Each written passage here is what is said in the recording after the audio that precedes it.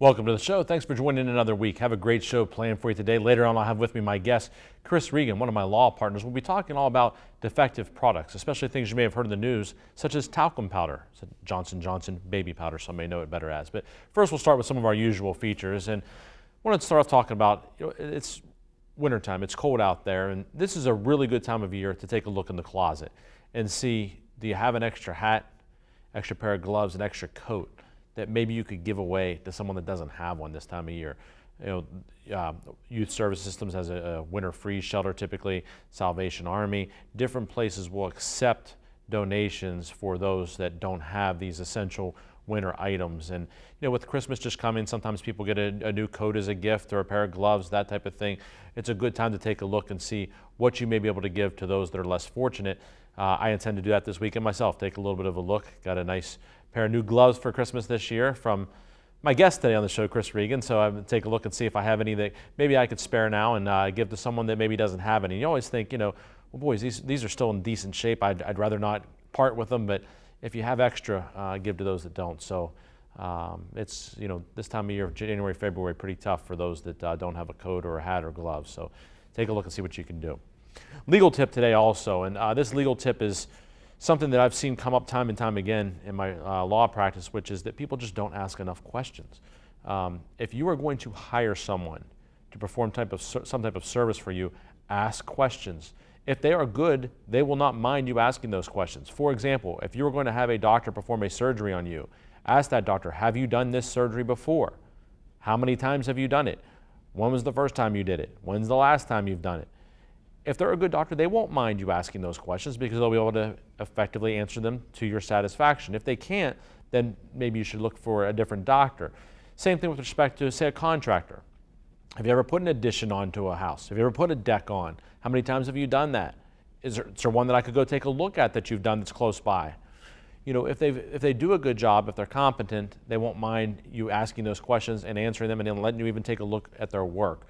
Because so many times I see situations in lawsuits where those questions weren't necessarily asked, or perhaps the right answers weren't given or the honest answers, and then as a result, something gets missed, something's not done the right way.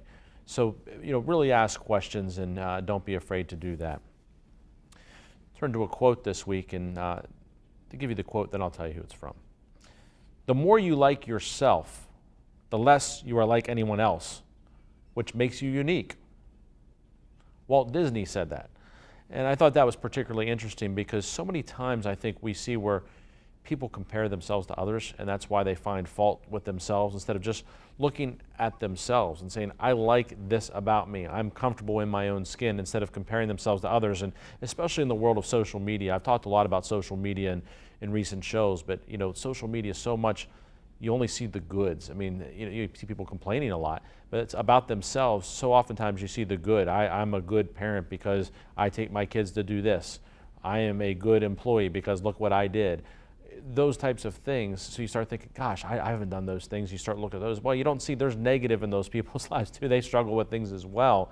So just look at yourself and be happy with who you are and be the best you can be, and know that you're unique. And that's what makes the world go round. How boring it would be if we were all the same. So I think when Walt Disney said that, the more you like yourself, the less you're like anyone else, which makes you unique, he was maybe way ahead of his time and something we should all remember. We need to take a break. When we come back, I'll have my guest, Chris Regan, with me. We'll be talking all about defective products. We'll even maybe talk a little bit later on about some things in the West Virginia legislature as it started off. Stay with us here on the Jamie Bordas Show. When reviewing your oil and gas offers or royalty check statements, do you wonder, am I being offered a fair amount? Do I feel comfortable reading the statement? Do I have peace of mind? If you answered no to these questions, you need Bordas Mineral Management. Our passion is helping mineral owners protect and expand their mineral wealth. Our examiners tell you whether you're being treated fairly and getting paid what is rightfully yours. Bordas Mineral Management. Be protected. Have peace of mind.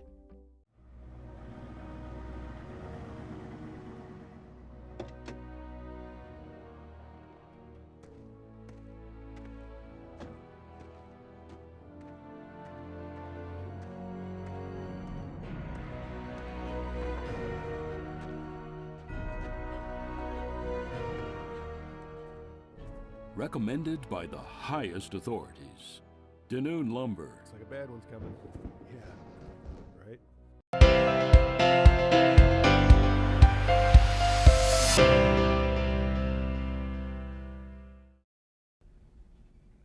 Welcome back to the show. This is my favorite time each week when I have a guest with me. This week's no different. I have with me my law partner, good friend, Chris Regan. Chris, thanks for being on the show. Great to be here, Jamie. You know, usually when you're here, we're talking all politics, it seems, the last couple of times. So we'll talk about your day job, which is being a lawyer. Right.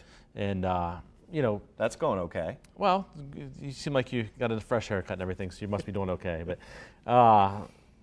you know, over the years, I want to talk about defective products. You know, we've seen wide ranges of this in the practice of law, and now some things even getting big headlines, such as talcum powder. You know, most prominently Johnson & Johnson's baby powder that people used for years, and now finding out some harmful stuff there. Right. I mean, and I think maybe the most famous product that people are conscious of that was a dangerous product in America, the one we all hear about, know about, and even see from time to time in older buildings that may be right here in Wheeling or around West Virginia, is asbestos.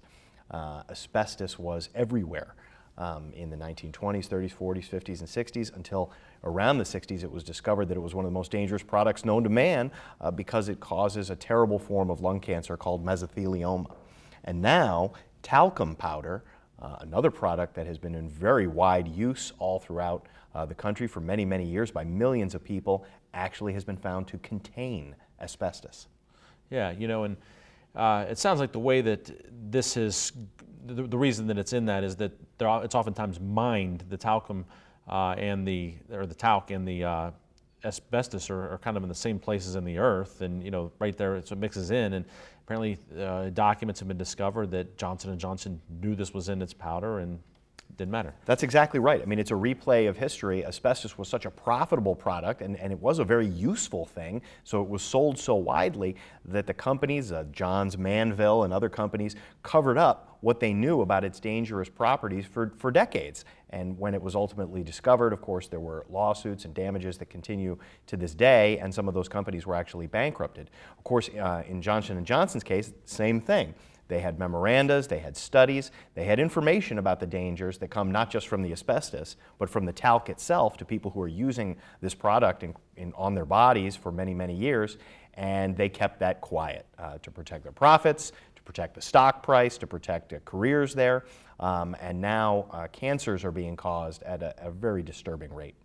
Yeah, you know, and these the verdicts, the jury verdicts that have been returned around the country involving these cases have been extremely high because of the knowledge, you know, the corporate knowledge that companies like Johnson & Johnson had. It's really angering the juries when they hear about this, as rightfully it should. Well, and it's just the same story over and over again, where they're going to tell you that this thing is perfectly safe, right up until, you know, it comes out that they've known it was not safe all along. Of course, another famous example of that was tobacco. You know, tobaccos were, it's almost comical to think of this now, but it was marketed as a health product for many, many years. You'll feel better, you'll be healthier smoking these cigarettes. And of course, you know, we then found out that the companies were manipulating the nicotine, manipulating the formulas, and concealing their knowledge of the cancer-causing process of smoking tobacco. So this is a serious situation, and people who are affected by talc powder and who have the related cancers need to contact an attorney.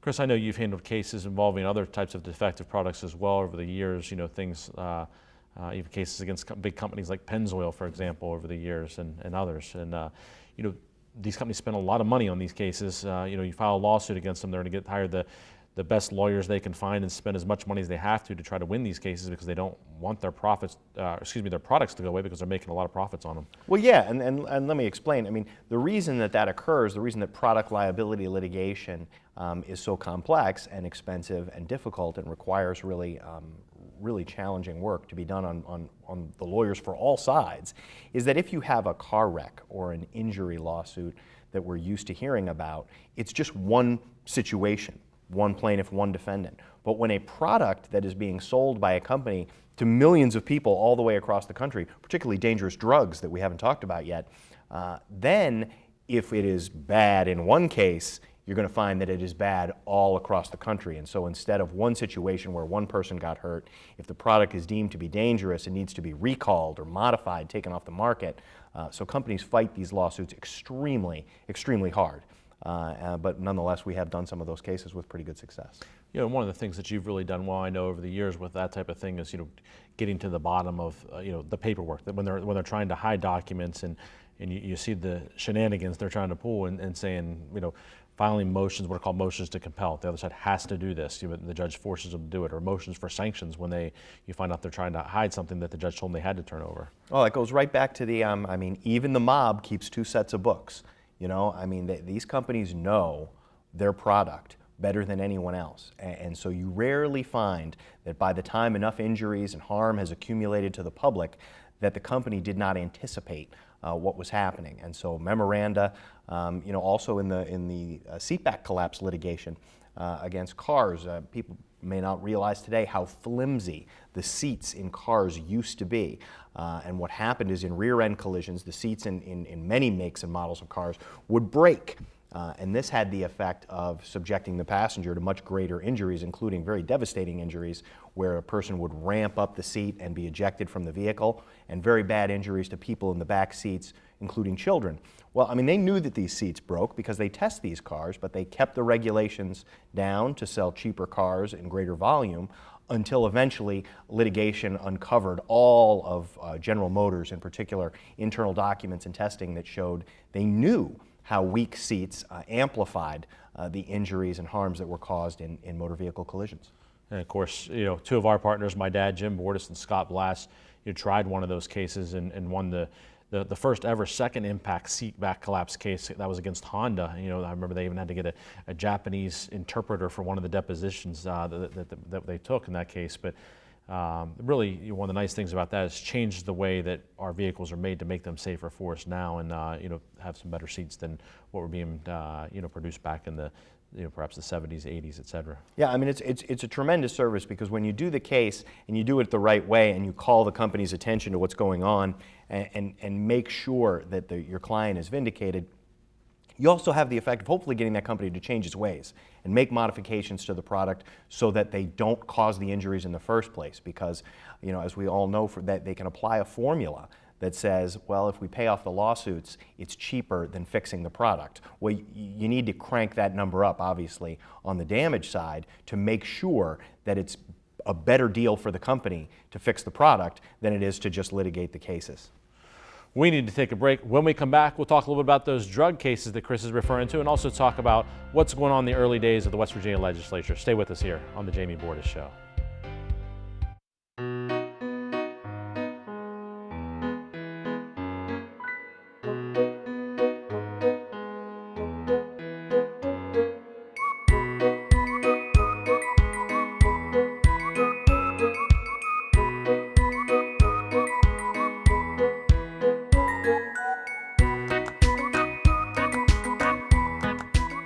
You earned it. Let us help you save it. Belmont Savings Bank. Focused on your future. So, how was your first day? Long. So, Josh asked me about you. Daddy's home. Go get him.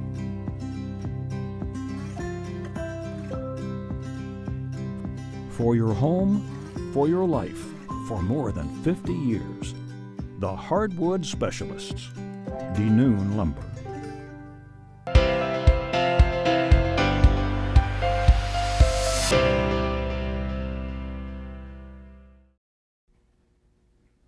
Welcome back to the show. I've been speaking with my guest this week, Chris Regan, who's my law partner at Bordas & Bordas. And Chris, we've been talking about defective products. And you alluded earlier to these drugs that are harmful and have been determined to be harmful to people, causing terrible side effects. And we've seen a lot more of that.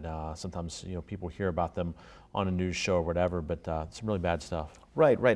Drug sales right now in the United States are enormous, and the profits that can be made from selling them are equally stupendous, and because we have so many medical issues in this country and because you can charge such high prices. So two that come to mind, one is called Invokana, and it was marketed for diabetics to help people who are diabetic of which we have very many in this country.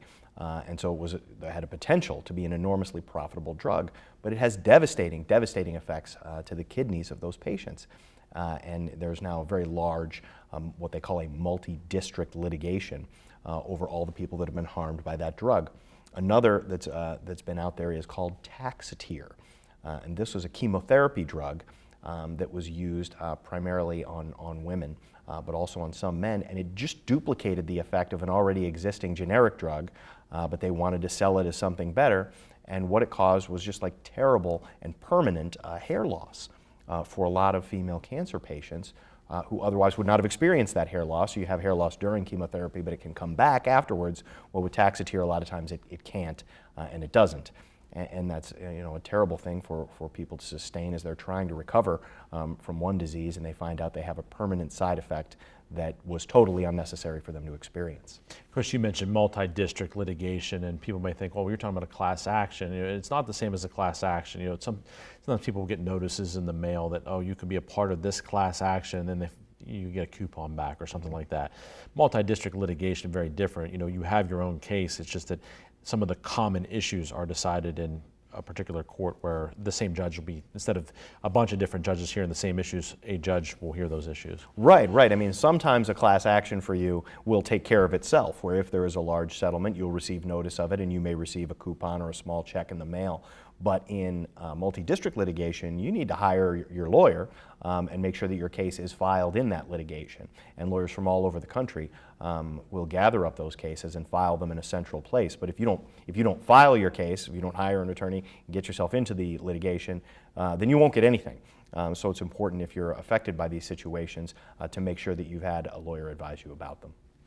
Chris, another one of your interests is politics, but particularly West Virginia politics. And the legislative session is underway, and some new bills being rolled out that have some people scratching their heads, particularly in light of some of the issues that our state faces. One is, three relatively new legislators on the Republican side of things have proposed a bill to divert $10 million from the state budget to help fund the wall on our southern border that President Trump wants to build. And they're saying, let's take some of this money to there, maybe a little bit of a publicity stunt. Right. So if we send our $10 million down there, we'll only be $5,690,000,000 short of the total needed for this year's contribution to the wall.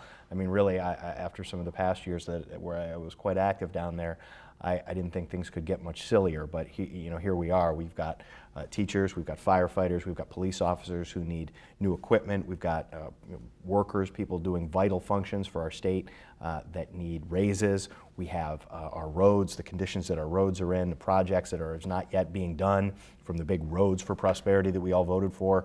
They've not gotten started on a lot of the things, especially right here in Wheeling, and they want to spend $10 million basically just as a symbol to mail it down to Texas.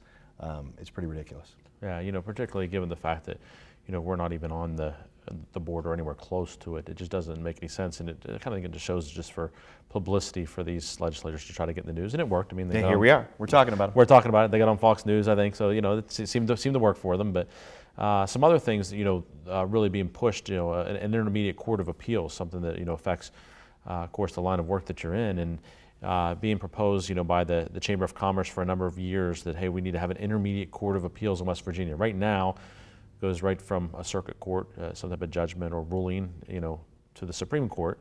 They're saying, no, there needs to be a court in between called an intermediate court of appeals. It's really amazing. I mean, for years and years, the chambers have been talking about how we have too much court in West Virginia. How it was a lawsuit hellhole kind of thing, and we have so many lawsuits, and now what they want is more courts. Basically an entire additional layer of litigation for everybody involved in a case. So let me just explain what this would mean. Would be if you go down to your circuit court, your trial judge in your own county, and you win your case or lose your case, instead of appealing to the Supreme Court and getting the final decision in your case at that next step, you'll have two steps. So you would first appeal to this intermediate court, or if you won, the other side would appeal to this intermediate court, and then whatever they decide, either side could then appeal to the Supreme Court. Now, Supreme Court appeal, even now, if your decision in circuit court is made, you may face a year to 18 months to see that resolved in the Supreme Court, sometimes even longer. So now you're talking about 3 years, and not 3 years to get your case done, but 3 years after verdict before the case is going to be ultimately resolved.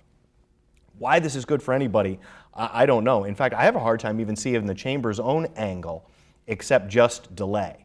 Just that it always sort of serves the big business to delay a case as long as possible in the hopes that other people, regular people, will just die or go away or simply lose the attention span to keep fighting. Of course, big insurance companies, they never die and they never lose their attention span to get more money. Well, there's an old saying that justice delayed is justice denied, and I think that's what the goal is. Well, Chris, I appreciate you being here on the show, talking a little about these products and also about the legislature. We'll keep an eye on those legislative issues as the session goes on, but it's going to get dumber down there. It gets crazy, there's no doubt. But thanks for being here. Thanks for having me, Jamie. We need to take a break. When we come back, I'll be talking sports. Stay with us here on the Jamie Bordas Show.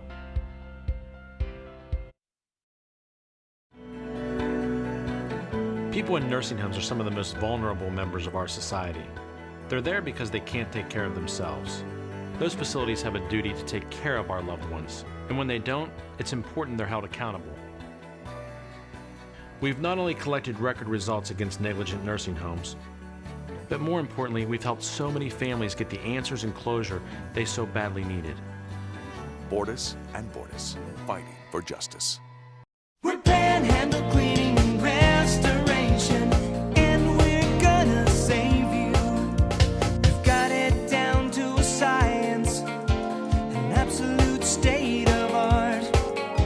We do it all, restoration, cleaning, and reconstruction. When disaster strikes, just pick up the phone. We're Panhandle Cleaning and Restoration, and we're gonna save you.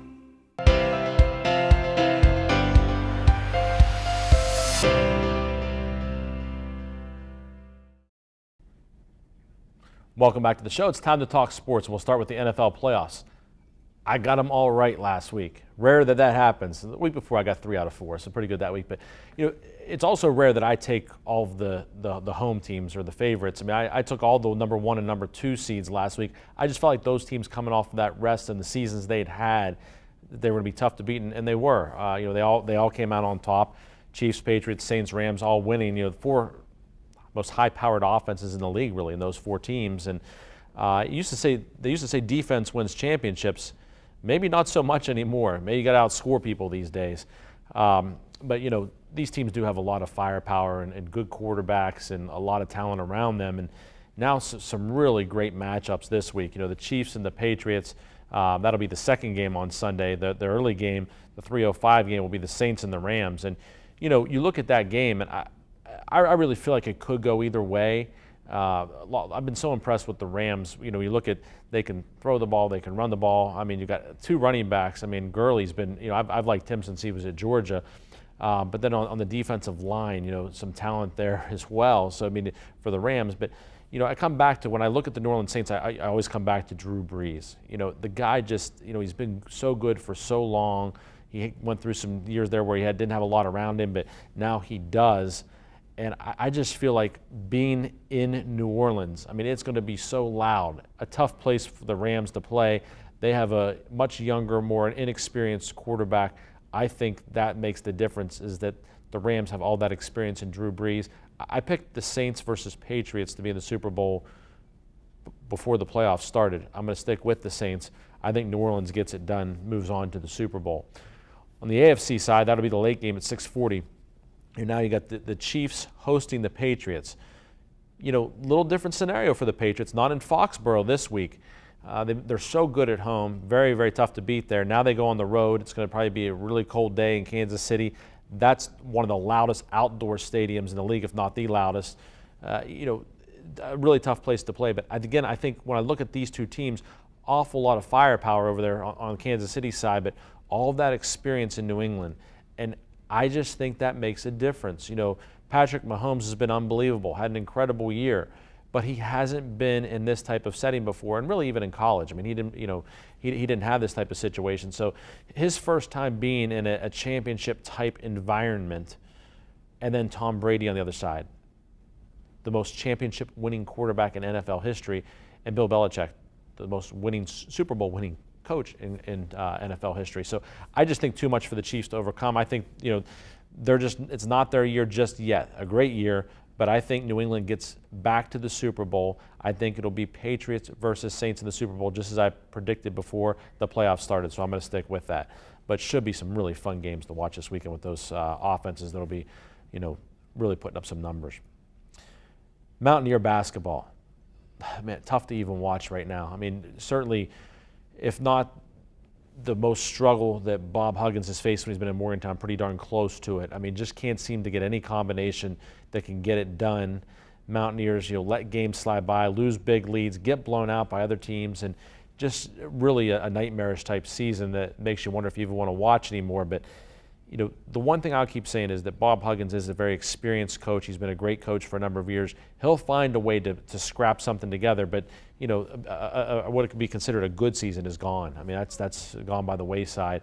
It's time to start getting ready for next year and do what he can to try to at least get to the NIT tournament so they can have a little bit of an extended season, but really tough to watch. And speaking of basketball, what is fun to watch are the Golden State Warriors. I mean, a lot of people don't like to watch professional basketball. They say it's all dunks, they don't play any defense, all these different things. But you watch Golden State, I mean, they scored 51 points in the first quarter this week.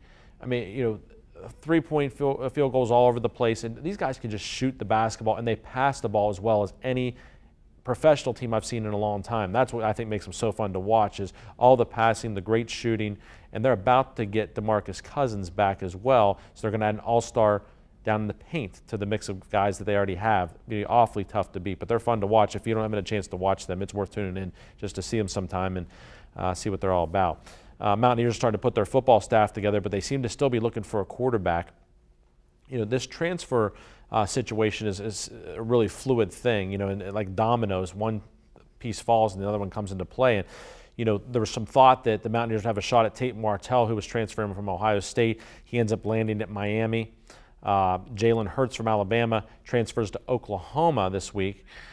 And now from Oklahoma, Austin Kendall looking for a place to land. He's backed up the last two Heisman Trophy winners in Baker Mayfield and Murray.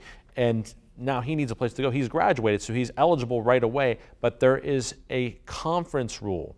The NCAA lets you, if you graduated, which he did, you can transfer right away and not have to sit out. But the Big 12 Conference does not have that rule, and they can restrict a player from transferring in conference. Now, if he wanted to go play somewhere else, he could be eligible right away.